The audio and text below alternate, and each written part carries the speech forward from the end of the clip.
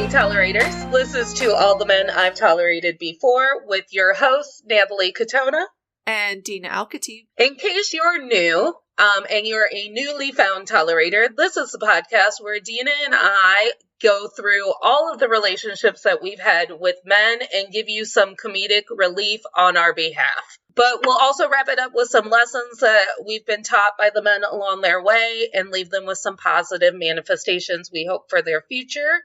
Last week, we talked about bosses and how they contribute to a toxic work environment. And today we're going to celebrate the men in our professional lives that came to us from those toxic work environments, or in Dina's case, she has a pretty okay work environment. I'm talking from a place of trauma and hurt. I'm so sorry. That's what we do every week. We just re-traumatize me and call it comedy. So sorry. But we're going to talk about the men that came into our professional lives from a place of love and care. Here's to the work, boos, wherever you are. Yes, and I know this one seems self-explanatory, but I have a definition from Wikipedia. Dina always has a definition. She loves the Urban Dictionary. I love it, but this one actually wasn't on Urban Dictionary, it's on Wikipedia.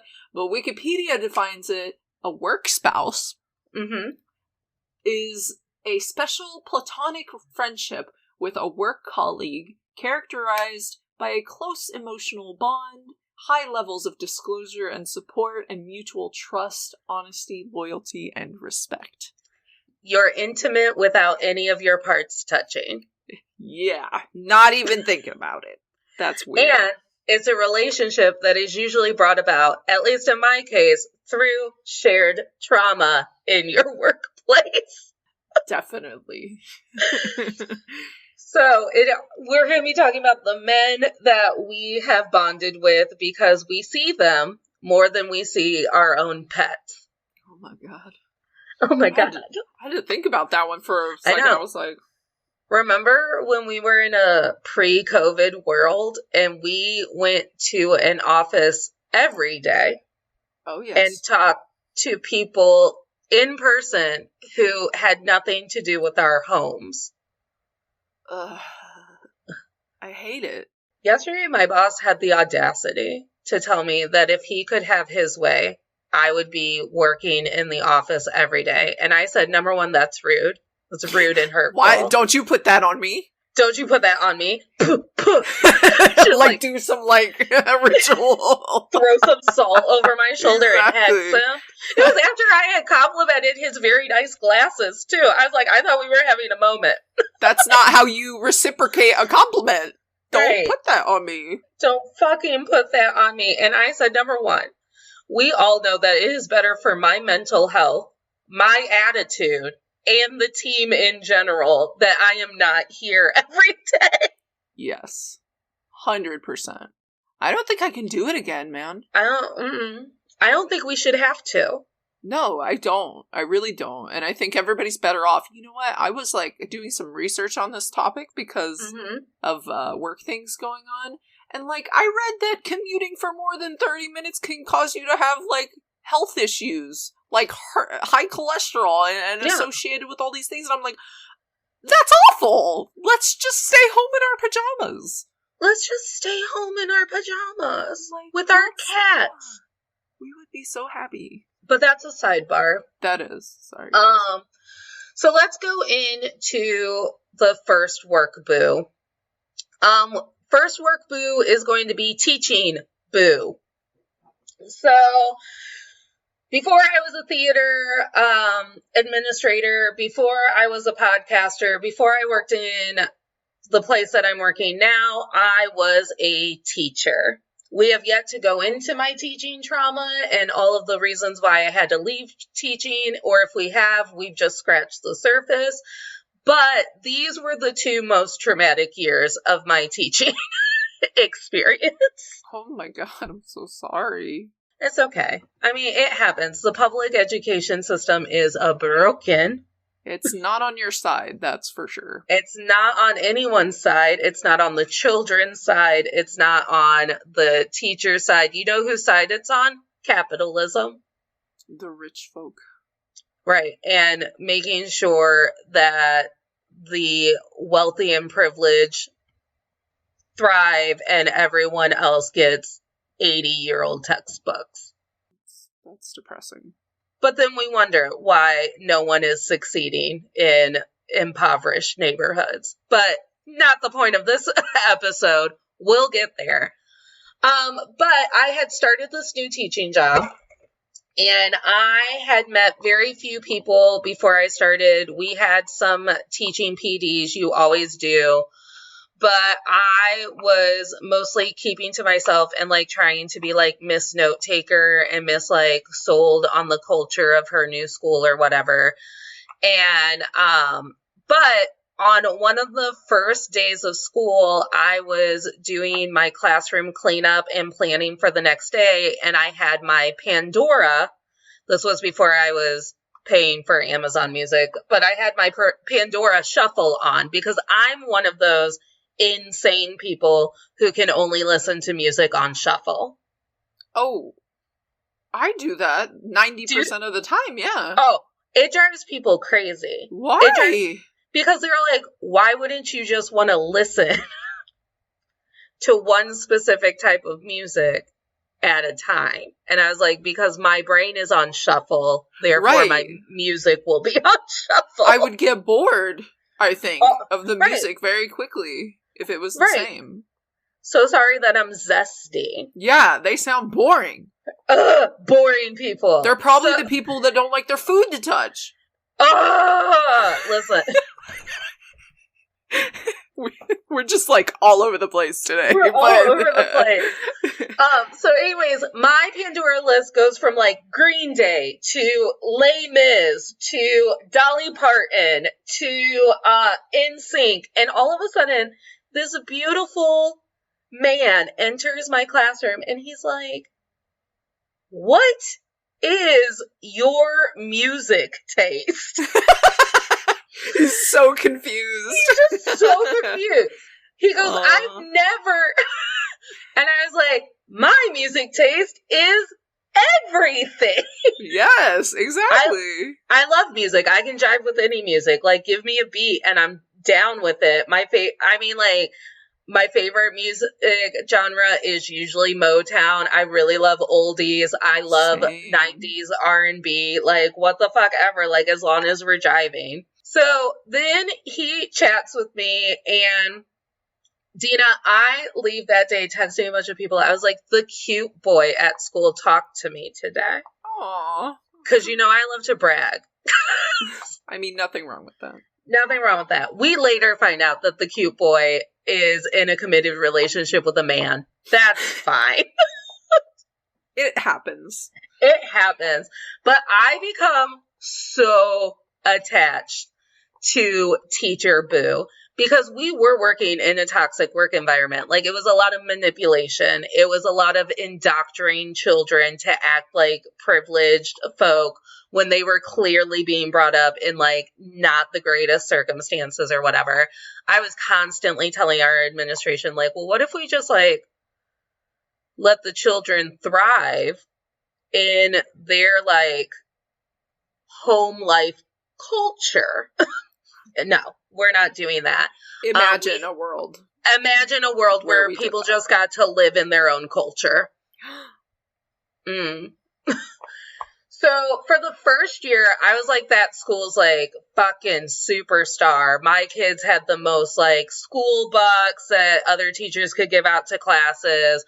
I'm giving points out. I'm running an economic structure in my classroom. Whatever. I don't care. Then my second year, it all goes downhill because these children were traumatized by another one of their teachers. But the beauty of this Teacher Boo is he would always be in the hallway right as I was about to lose it. It was like he could feel my energy shift in the classroom and his head would just like appear. Oh my God. In the doorway. And he had like a really great reputation with all of these kids and they loved him. So like he could do, and of course like men in schools can do things that women, they can reach kids that women can never ever get the same respect for. Like, there's a huge double standard for it. But he was always just like this calming presence who could get me to laugh. And we're very sarcastic. We went to Gen Con this past fucking weekend. And we were looking at felt hats. And he pointed out like a felt hat that he loves. And I went, do you wear hats? I don't think I've ever seen you in a hat. And he went, do you mean like the hat that's currently on my head? He had been wearing a red baseball cap the entire fucking day.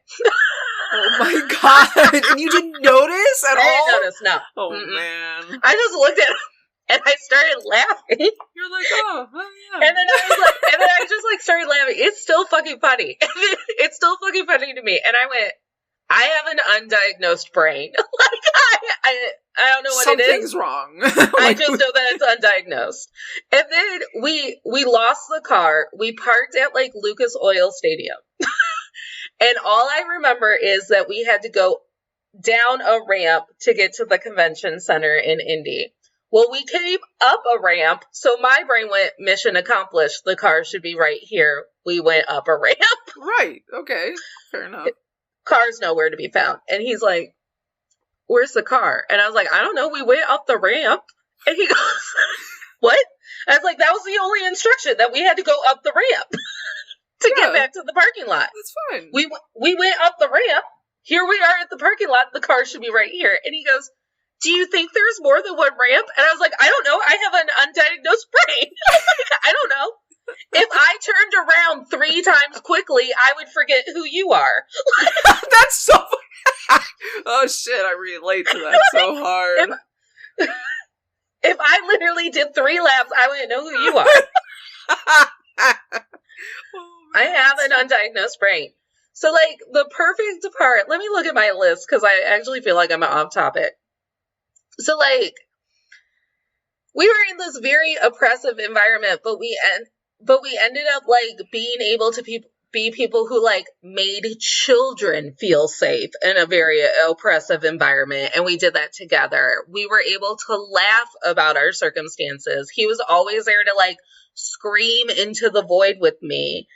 And, like, it's so beneficial that if you're in a toxic work environment, that you have someone who's on your side and also sees it.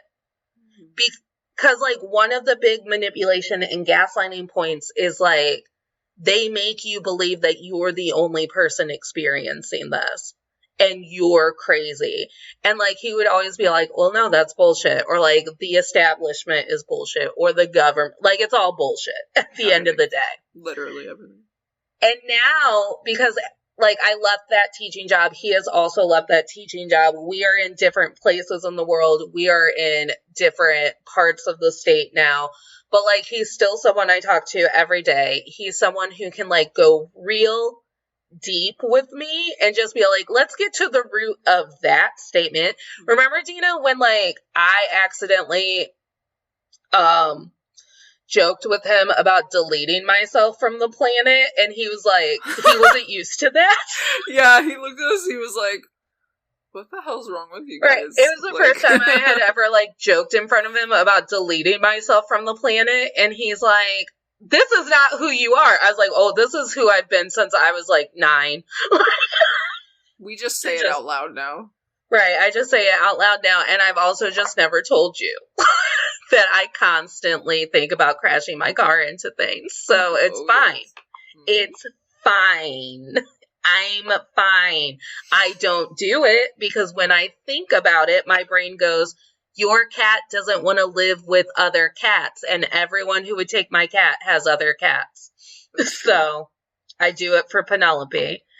But he can go, like, he can also, like, calm and help me verbally process my mania. Like, if I text him in the middle of the day, like, I'm going to resign today. Today is the day that I am done with the gaslighting and manipulation. I am going to resign. He's always like, okay, I hear you. Like, resigning would be very powerful. There is a mass resignation happening now. Like, how are you going to pay for your house? Can we talk about the house? Penelope loves to eat. That. Like, can you maybe make it through until you, like, let's talk about your resume. Let's just, like, why don't we just powerfully, like, mass apply for some jobs on Indeed until we feel like we have our power back. He's also, like, very philosophical. He, like, gets my witchy side. Like, I don't know. We just have, like, this ridiculous bond. He is one of my favorite people in the world. Then, when I left that toxic school environment, I went to my next place in the world. And then I got a new work boo. And this work boo, he's actually like my work bro. He's my little bro because he's younger than me. We would like play tricks in the theater.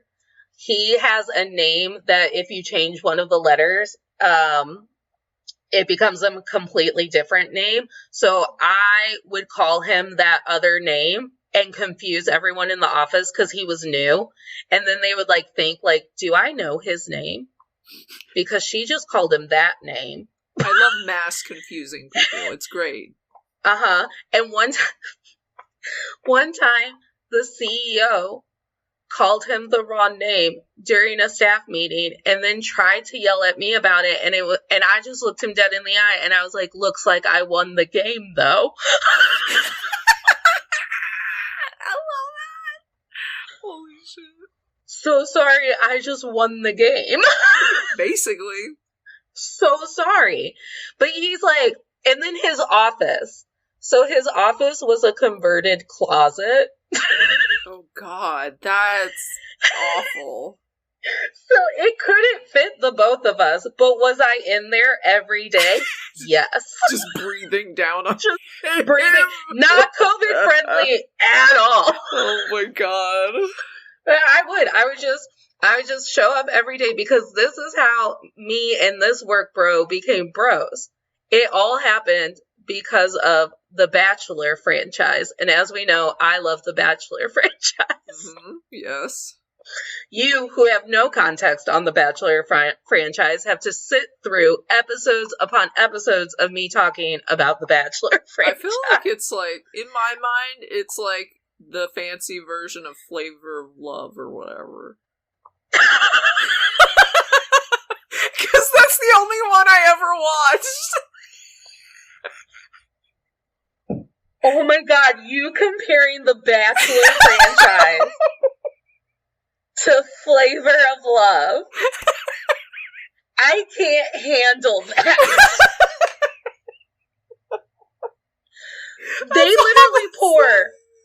They literally pour millions of dollars into The Bachelor. Like, they go on, I mean, not anymore because of COVID, but they literally go on, like, transcontinental, like, trips. Yes, and they go in fucking hot air balloons, and every episode has a fireworks show. And then they get, like, the guy who, like, opens for the person who's gonna win the Country Music Award that year. They get that guy, and they have a personal concert every season. And Dina's just like, it's like Flavor of Love, but with a bigger budget. So it's not like Flavor of Love. Not like Flavor of Love. It's not like Flavor of Love at all. I'm sorry to the whole world I just offended. I'm so sorry. Listen, I've watched Flavor of Love, and one of the men that I've tolerated before tried out for the spinoff show I Love New York. And when I asked him why, I was like, why would you send an audition tape for I Love New York? And he said, because I love New York. I love her. Okay. Why would I not be on this show? I love her. Do you know which one I loved more than Flavor of Love? I loved the Bret Michaels one. What was that one called? Oh. Rock of Love. They don't change that shit at all, dude. They No. were just like, what can we name it? I love Rock of Love because Bret Michaels had the audacity to have season 3 be on a tour bus. Oh, God. And it was the bus of love. Oh, God. I love Rock of Love because every episode Bret Michaels made a point to saying every rose has its thorn. Because some woman would be like, my baby is 6 months old. They're not even going to remember me when I get back there, but I love you, Bret, and I know that this is real. And he'd be like, yeah. Every rose has its thorn. Just like every night has its dawn.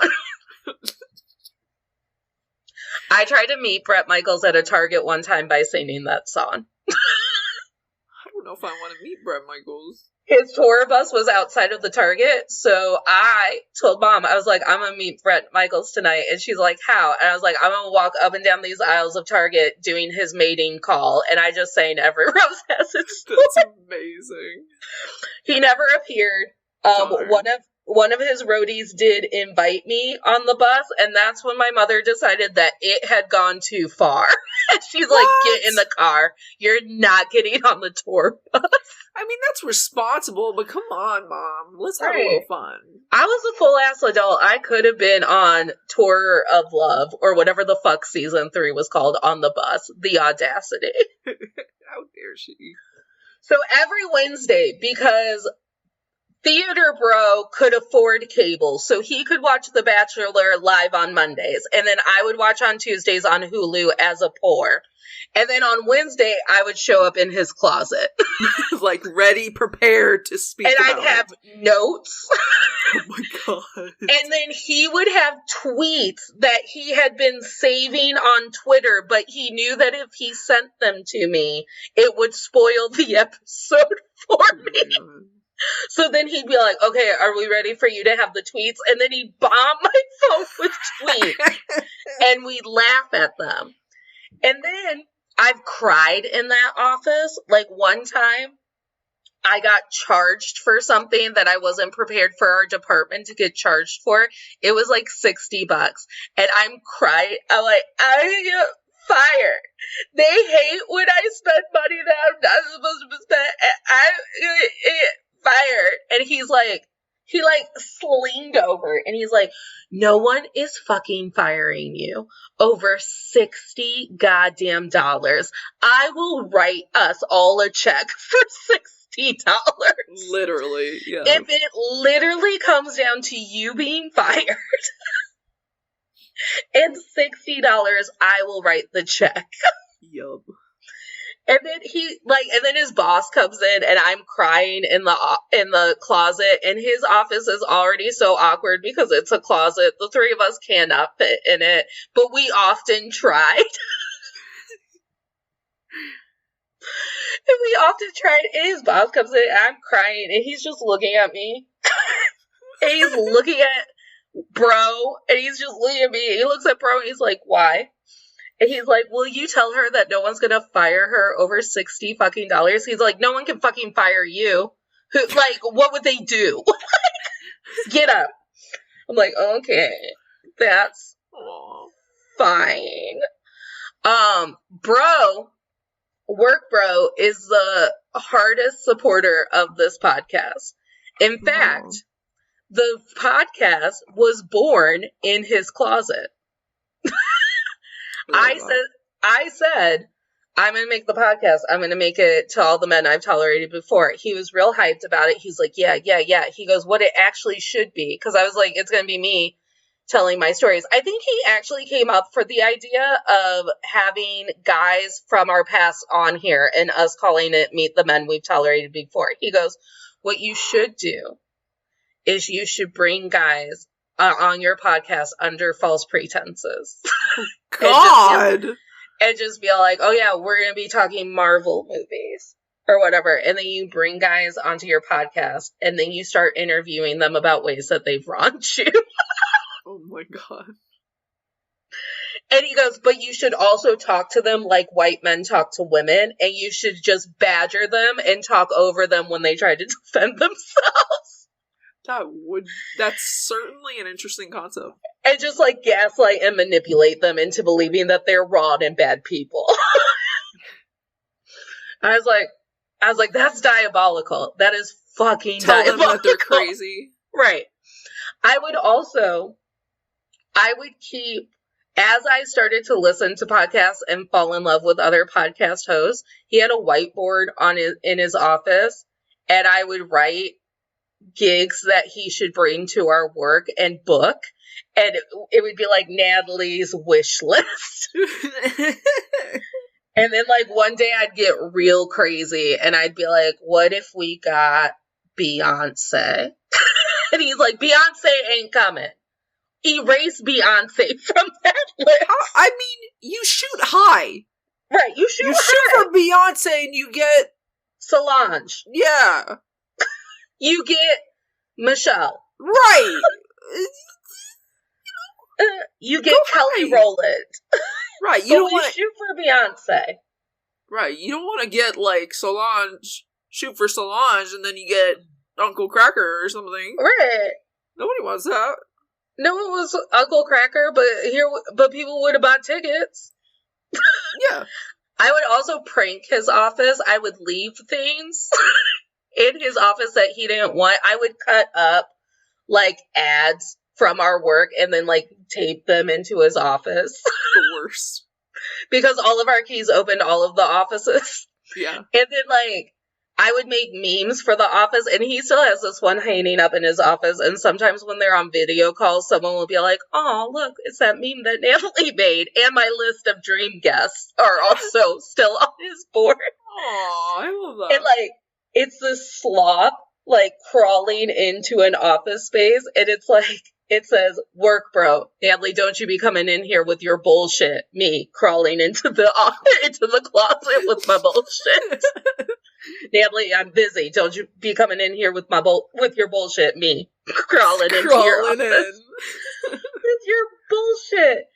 So like, both of these guys, and like the difference between bro and school boo is that bro can just keep it real simple. He can just look at me and be like, don't hang out with that person anymore. And then I'm like, oh, ta-da. How about that? I should just not hang out with that person anymore. Or he could be like, no one's firing you today. And I'd be like, ta-da. No one is firing me today. It's gone like it was never there. So they're the perfect juxtaposition of one another, because sometimes I do need to wallow and I need to be deep and I need to be really in my headspace. But sometimes I also just need to be cracked. And it's like, wha-bam, you're not getting fired. Stop. Wha-bam. Like, just stop hanging out with those people. Yeah. And so they're the two greatest guys that I've ever hung out with. I am so blessed and thankful that even though, like, we don't work together anymore and see one another face to face, like, I am in constant contact with them. We have lunch, we do day trips, we do whatever. Work bro will one day be the manager of this whole production. He's very talented. As soon as I'm getting paid, he's getting paid. We're all just doing our best. Everybody's getting paid. Let's go. Except for any of the other men that we've talked about. Yes. They're not getting paid. They're not getting paid. It's unfortunate, but so yeah, they're just so great. My one flaw with both of them, neither one of them can keep a calendar. There's always something. There's always something, and it's both of them. Like, you'll make a plan with one of them, and then they'll be like, I didn't realize that I was going to San Diego that day. I was like, you didn't realize that you had, like, a whole ass planned vacation on the day that we're supposed to have book club? Like, you didn't realize? Or bro, like, will ignore his phone or whatever, and, like, we'll have plans, and he'll be like, I just never thought to pick up my phone, and be like, oh, yeah, actually, now I have a meeting. What? So you can't rely on them to plan anything. I have to be the driving force of all of our interactions, which is fine. Wow. It sounds like the good outweighs the bad. I mean, yeah. I mean, they keep me emotionally stable, which I believe makes me their toxic friend. So, like They're your crutch. Right. And I'm their toxic friend. So sorry, not sorry. And I tried to be better. I tried. You can't be great with all of them. I can't, right. I can't. Again, we shoot for Beyonce, but sometimes I'm Solange. Exactly. All right, tell us, who is your work boo or bro? So, I have two of them. The first one that I'm going to talk about is Ray again, who was in the last episode, and we've talked about him on multiple episodes, just brought him up briefly. This is our pattern. We shit on Ray, and then we go, but, like, don't jump off a bridge or anything, because what would we do? Right, exactly. Like, he's just so fun to, like, tease and make fun of, and he's a good sport about it and doesn't care. So, unless he's just secretly dying inside. I have asked him multiple times. I was like, I've been like, this is the way I show love to you, is through ridiculing you, but truly I don't mean any of it, and if any of it actually hurt your feelings or anything, you could tell me. And he was like, yeah, no, I know, and I don't care. So he just rolls it off of him. It's great. Yeah. So Ray, I think in my current work life, he is the closest colleague he's just the one that I'm the closest to. And I don't like to call him like a work husband or a spouse, because that's gross. Right, like, it is gross. I don't like it, so no. Thinking of Ray as a sexual, like, entient is just not anything that I needed today. No, gross. So, in the professional environment, we work really well together, and I don't think it's just because we're both, like, team players, but, like, because our brains work similarly when it comes to, like, technical projects and stuff like that. We tag team technical projects, just get in, and we just, somehow the flow just works. So, now we've just gotten into the pattern of when a really tough project comes around, we just kind of both take it and work together to resolve it. So, outside of the professional side of things, I think he's honestly a really amazing person. Like, he's honest, sweet, nice, smart. He takes a lot of crap from people because he is like that. He's so nice, and I think people have taken advantage of that before, and it's really sad because somehow he manages to stay that way in all of the crap. He's still a really good person. And he's in his 40s, so it doesn't make much sense he's not old enough to, like, be my father, but, like, to me, he's a father figure in my life. And, like, I didn't grow up with great father figures. You know, I didn't grow up with a dad. And pretty much every family ties and, like, any men in my family have failed me, like, miserably. So, I can call him and he will be like, quote, he'll do the dad things. Like, if there's a problem at my apartment or something, he's the first one I call because he just knows dad things. And, like, I don't know dad things. Like, Dina has also offered up Ray to, like, build me things. She's like, I don't know, Ray will probably do it. He loves building stuff. He just loves doing all that dad stuff. Like, car stuff, apartment stuff. If I got a flat tire, I swear to God, I'd have to Google it or, like, call Ray. Because I didn't have anybody growing up to teach me, like, any of these life things that typically a dad teaches. Yeah, literally those are things that I just throw money at. I just, like, say in my brain, like, oh, we're gonna have to spend money today. Right, exactly. So, and all of that, the reason I feel like I can call him when things like that happen is because, and I've mentioned this plenty of times, the number one most amazing thing about Ray is that he is an amazing father to his kids. And Ray just made me realize when I started watching the way he is as a father, the way he interacts with his kid, excuse me, the way he interacts with his kids, it just made me realize that there are men out there that are capable of not failing their kids, of being a good dad.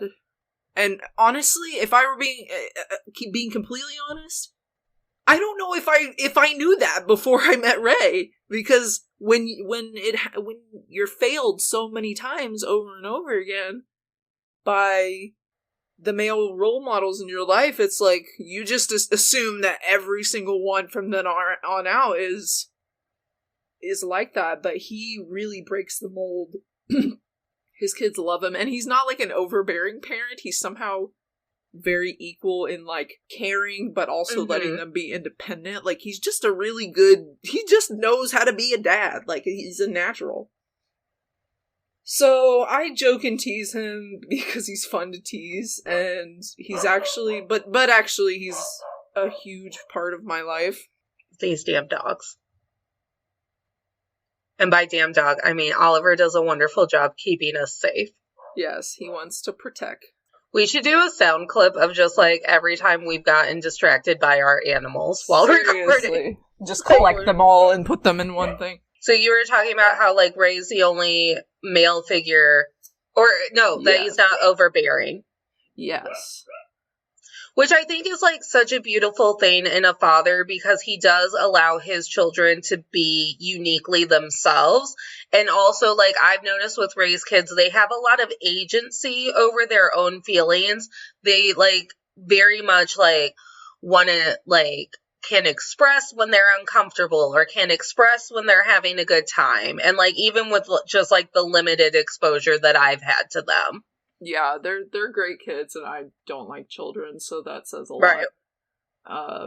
I just in general struggle a lot with trauma and mental health, and I think with many people, it's gotten worse as the closer I've gotten to 30, or just as much as I've, the more I've gotten older, the worse it's gotten up to this point.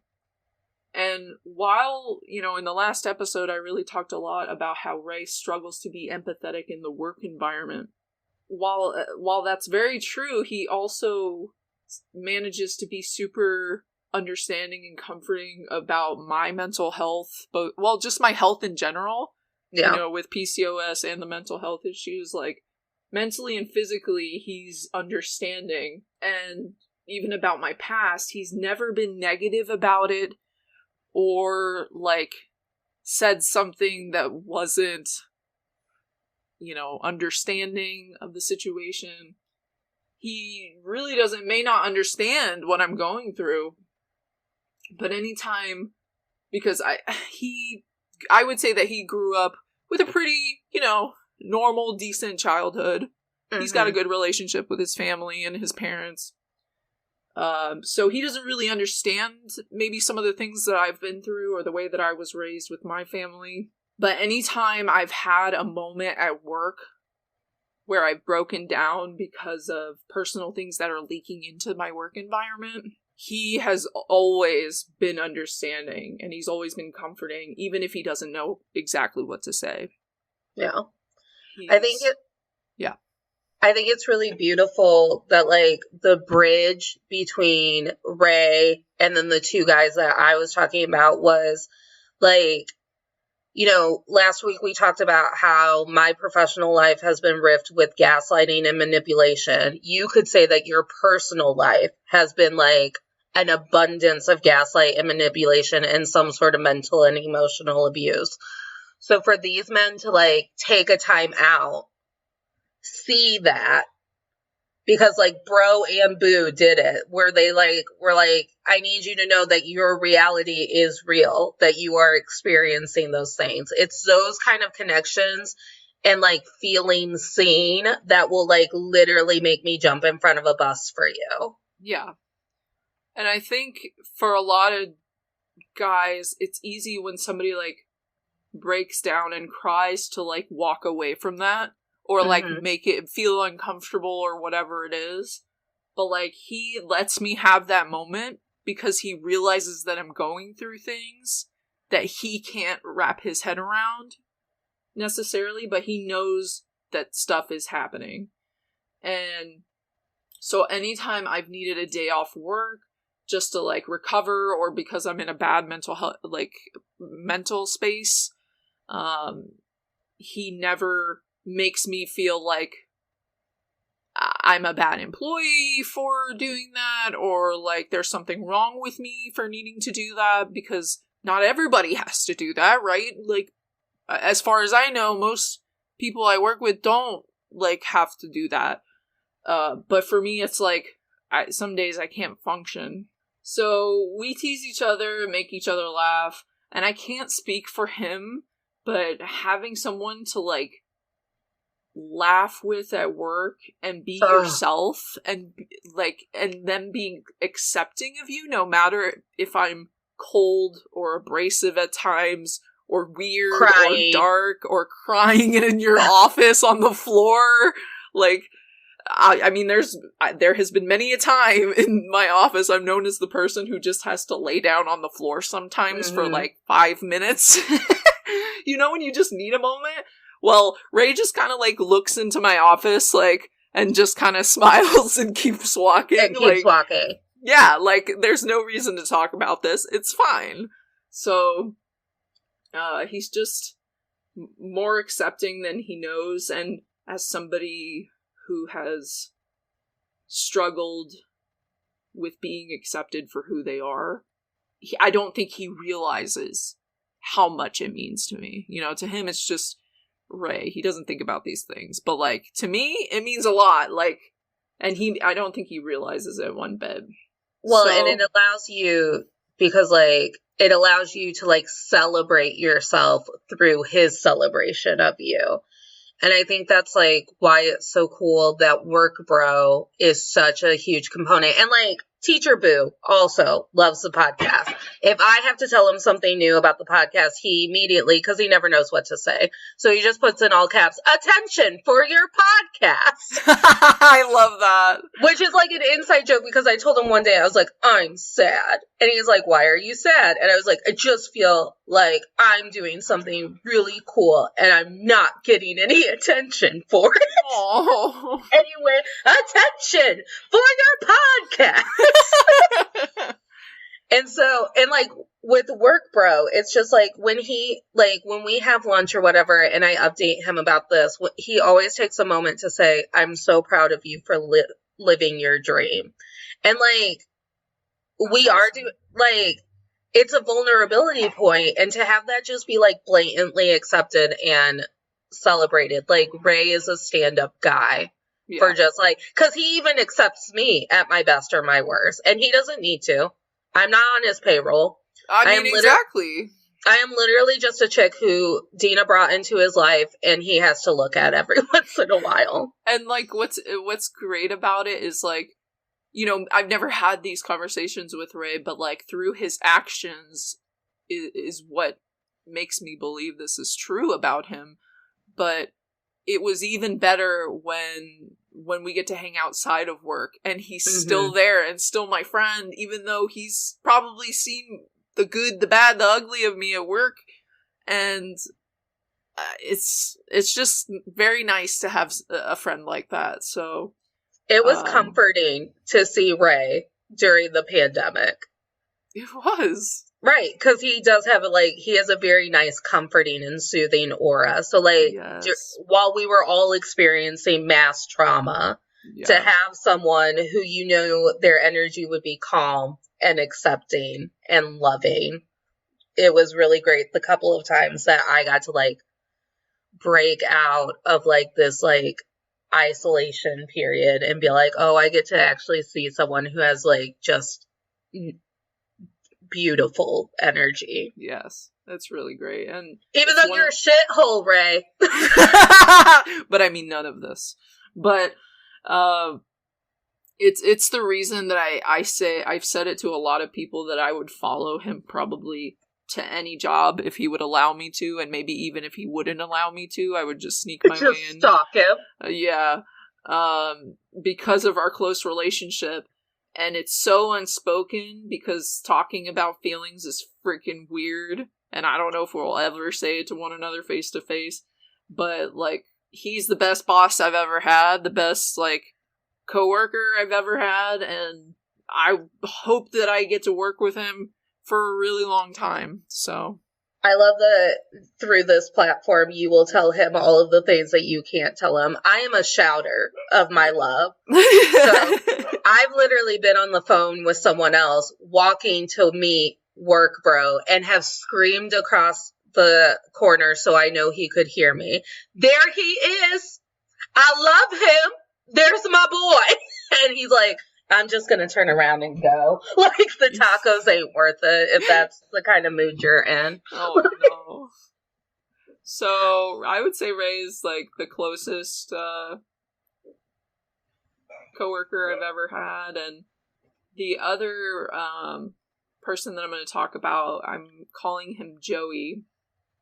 Actually, Joey! So, he was actually, this was back in my university days, so when I was in college, I worked on campus at the library, where I met Joey, and to set the vision of who Joey is, he is in a metal band. Yes. He has long, like, flowing hair, and does he... a long beard, and he's 100% a Viking. Like, does he look like Sebastian Bach off of Gilmore Girls? Did you watch Gilmore Girls? No, not really. Fuck! Hold on, I'll Google it. Sebastian Bach doesn't have a beard, but this is who I'm picturing. Oh, yes, but with, like, a beard. Hell yeah. Much a beard. Is he single? Joey, are you single? No, no, he's in he's either getting married or married, I can't remember. So that's fine. Taken. But, I mean, looking at us, we kind of are like the total opposites of, mean, you wouldn't think that he would hang out with me or anything, but he was one of the few friendships with men that I had at the time where they weren't just interested in getting in my pants, or like, we just enjoyed talking to one another. Like, we just enjoyed hanging out with one another, especially at work. And we became friends pretty naturally because we both loved video games. That's kind of like where we crossed in interests. And at the time we were both playing Skyrim, and so we would just joke about and talk about Skyrim all the time. But our relationship, if I were gonna, like, define it, it was like textbook definition of, like, bros. Like, we were just bros, you know? And that's so hard to find with a woman and a man. Like, it's always weird. The guy always makes it weird. Like, whether it's them trying to get into your pants, or whether it's them being condescending or mansplaining all the time or whatever, or whether it's them just, like, not feeling comfortable interacting with a woman as a friend. I don't know, but it just gets weird a lot with, you know, intersex friendships. I don't know. It's weird.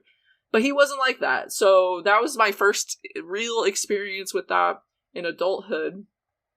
And so we just talked about video games and movies and all shit nerdy all the time. And I don't even like metal music. Like, I wouldn't say I hate it. Like, it's just not really what I lean towards. I can appreciate it if I'm at a concert or whatever. It's an art form. It definitely is, but not the first thing I gravitate towards.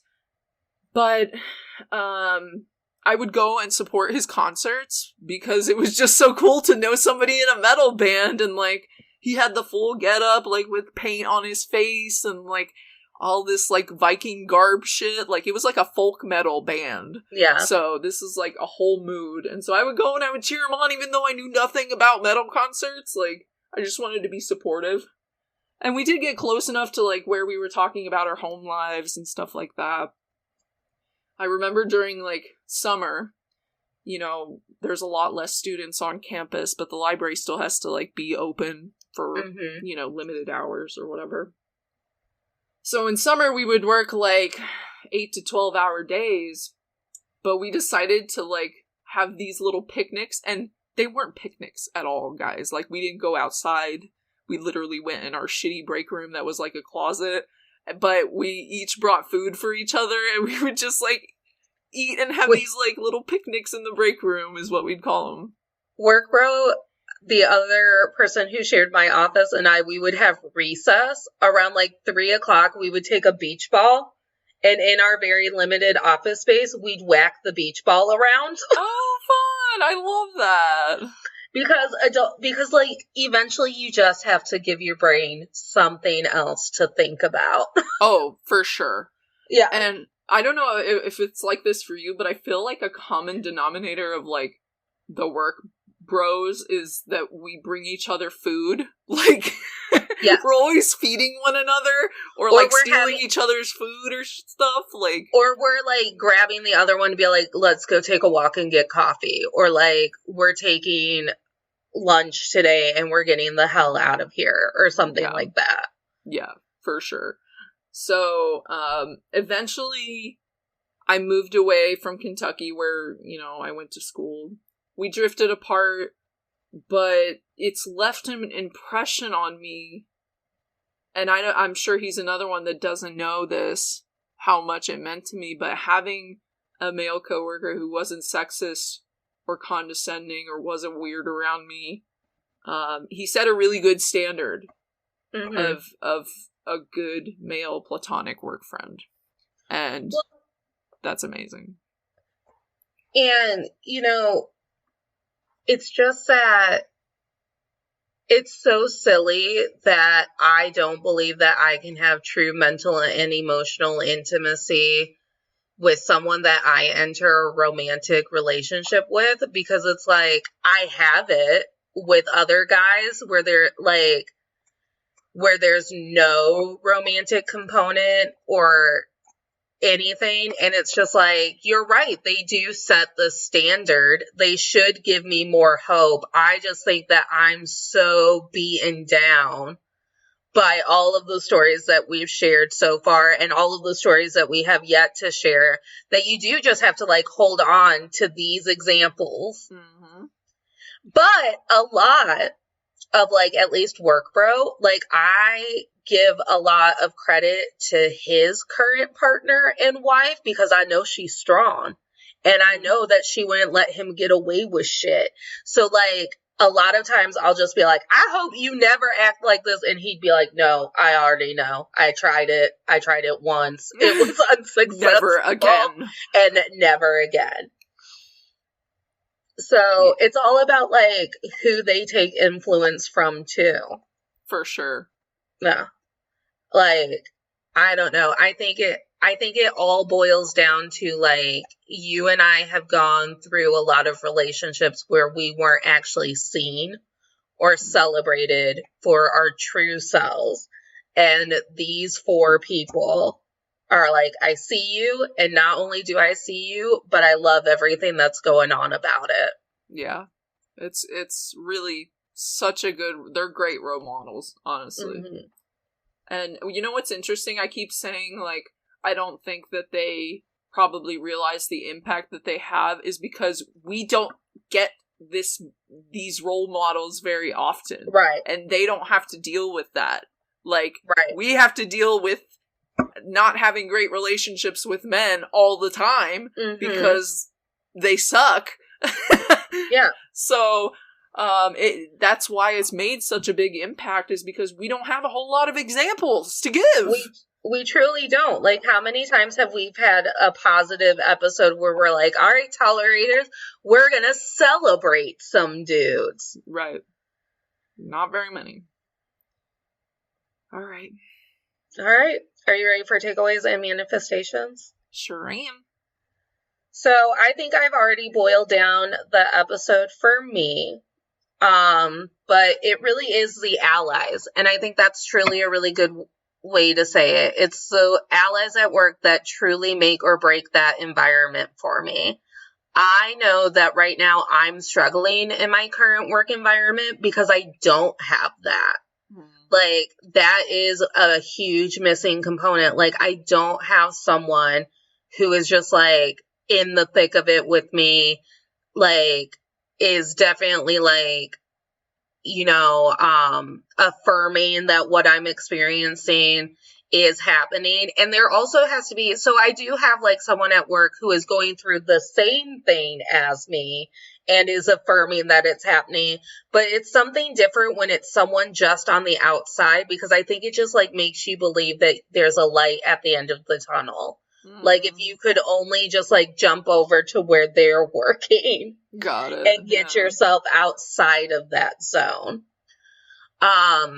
Outside perspective of my own head and experience can be the most helpful thing in real time when I'm having a stressy, messy, and depressy day. So I think it is really hard when it's someone who you work really closely with, because, again, for me, it's all of that, like, they're at an arm's length away from the trauma, but they are still, like, supporting you through it. Mm-hmm. And honestly, my only manifestation is that these two are stuck with me. I will, like, I don't know, like, I'll cast spells and I'll sew them into things. I don't know, but, like, I want these two buddies forever in my life. Like, it means so much to me that even though, like, they no longer have to see me every day, that they have still maintained our great level of friendship. And I really hope that I'm not their toxic friend, and at some point I'm bringing as much positivity to them. Like, I really just do hope that it's a reciprocal relationship, because, like, wouldn't that suck? Like, what if they comment on the episode and they're like, here you are, 27 episodes in, and you're just now realizing you're the toxic one. Who's the common denominator of all the episodes, Natalie? Oh my god. No, I'm sure that's not true. I'm sure it's not true. And even if it is true, you're still stuck with me, whatever. Yeah, deal with it. Deal with it. Ray. So... Ray. It's always Ray. Ray. Ray will be trying to move away to another state, and we'll be just sitting go. there. I'll be sitting on all his shit while he's trying to pack. I'm like, where's my stuff going? Right. Like, you just spread eagle on all of his stuff so he can't put it in a box. Just like, I don't know what you're talking about. Or like, where are we going? Where are we moving? Do I get my own room? Sweet. So for me, I think both these guys showed me that it's possible to have a man at work who you can be friends with. But honestly, for them, I wish them nothing but happiness and hope they know how much they mean to me and how much they've impacted my life. And I hope I can continue to find men who are supportive and not weird about having me, a woman, as a friend. Like, a woman. A woman. A woman. Like, I just don't get why. I mean, we know why. They suck at it. Internalized misogyny. Yeah, exactly. It's just ridiculous. Because the patriarchy rears its ugly head again. It really does. God, I hate it. So, I hate it here. I hate it. Alright. That's all I got, though. Okay. Well, good on you, work booze. Just like trauma bonding with us and all of it. And putting up with us. All right, tolerators, make sure to like and subscribe so you can see if next week we find someone else in our pocket to celebrate. Probably not. Yeah, probably will. And then make sure to subscribe so you're always on the up and up when new episodes are coming out. Leave us a 5-star review and a comment about what you're enjoying, because we crave validation. Yes. I believe that was truly the message of the episode. We don't get validation very often, so could you put it in written form on a review? Please, you can fake it too. Or a comment on the Instagram. Anything. Literally anything. And then our Instagram, speaking of that, is at Men I've Tolerated Pod. I'm at Natalie K124. That's also where all the tiki-taki is happening. So follow me on TikTok because I'm trying to get trendy. And then our Gmail is at Men I've Tolerated Before at gmail.com, just in case you want to be a pen pal. Yes. And you can follow me on Instagram as well. My handle is at ms.caboose. And I'll have links to my social media there. And as we all know, it is almost spoopy season. So we will be posting a lot of fall and spoopy things on our Instagrams, on our personal ones, and maybe even on the podcast. Who knows? But, yeah, follow us. Ooh, I would love it if we had spookier guests on the podcast. We've had one. I love spooky guests. I love everything spooky. We love spooky season. We love it. It's so weird because we're talking about spooky season and we're ahead in recording. So, I guess this one will come out. It should be all right. Around Halloween. Yeah, so it should be all right. Happy Halloween, guys. Happy Halloween, everyone. Tag us in your costumes. I love nothing more than to view costumes. I love a good costume. I love a good costume. I love it. So please just tag us in your costumes. Yes. Wear a costume while listening to the episodes. Yeah. That would be fun. That would be fun. Maybe we should record a video one in costumes. Maybe we should. And maybe we should have a tolerator costume contest. Ooh, that would be fun. That would be fun. That would be fun. Let's talk about it. All right, we'll figure it out. Yes. Bye, tolerators. Bye, guys. Wait. Oh. And remember, kids, you don't have to smile through anything that you're tolerating, including being separated from your work support system. We love you. Love you. Bye. Bye.